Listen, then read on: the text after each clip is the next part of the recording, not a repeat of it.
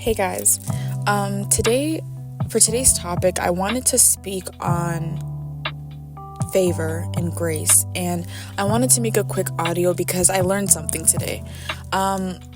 Sometimes we come into contact with certain people and we do things for certain people and we live that Christ-like lifestyle in front of people, and we are completely ourselves. We're in full indulgence of our character, and people begin to love us and gravitate towards us, and all of that is good and great. But then that might leave for a season, or that might leave for a lifetime, right? And those people who once gravitated towards you, who once asked you for things, loved your company, loved your presence, when you're no longer around them, or when your presence is no longer there, some people tend to forget, or some people just tend to lose that bond and connection that they had with you.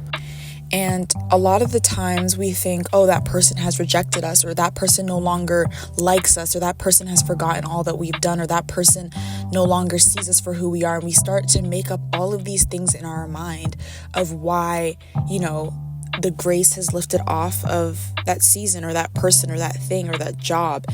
But in reality, it's exactly what I just said it was. It's God lifting his grace off of a particular situation.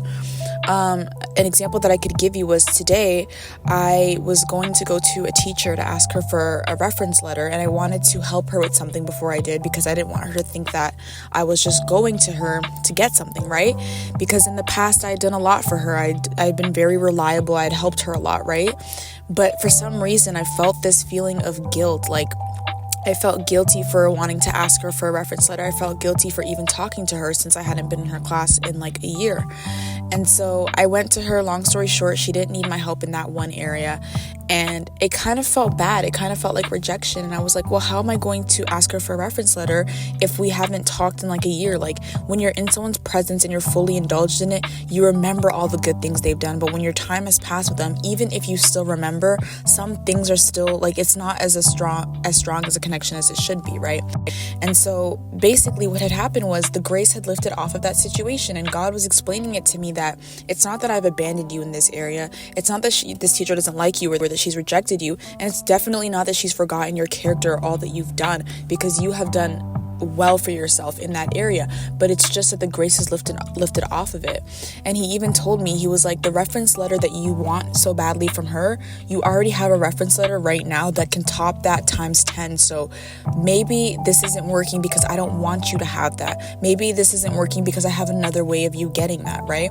And a lot of the times we think that we've done something wrong, or that we made a misstep, or that we weren't good enough in this particular area, and we come up with all of these overthinking scenarios and reasons as to why the grace is simply lifted off of an area. But sometimes your favor is no longer with that person. And God actually specifically told me, he said, would you have rathered I let her write that reference letter to you or for you, and her heart wasn't with you? So basically what he was saying was, if she did write that reference letter for me, her heart wouldn't have been with me. And the Bible talks a lot about how we shouldn't take bread from a stingy man, because though he give us his bread, his heart isn't with us, which means his pure, true, and most genuine intentions is not with us. And so I think God made a great point with that, because it was very difficult and it was very hard to kind of be rejected in that way. Even though I wasn't rejected, it was kind of hard to just like take the fact that she didn't need my help. But a lot of the times we want to come up with a reason, and we want a why as to why something has happened, when sometimes we're just no longer graced for that particular area. And that doesn't mean that we've done anything wrong. That doesn't mean that we missed our mark. It doesn't mean any of that. It just sometimes means that you need to move on. And sometimes what we think we need so badly is actually the last thing that we need. I'm thinking I need this reference letter from her so badly, but if her heart isn't with me, then those are just words on a piece of paper. And so we have to remember to not feel so deeply into stuff like this, or to not read into things too much, especially where it just doesn't count, or where it just shouldn't matter, because there's always going to be another opportunity. And even if God gave you an opportunity for something and you missed your mark, or you missed your chance, He is God, and we put so many limits on him, as if he can't snap a finger and get everything that we want done for us right then and there, right?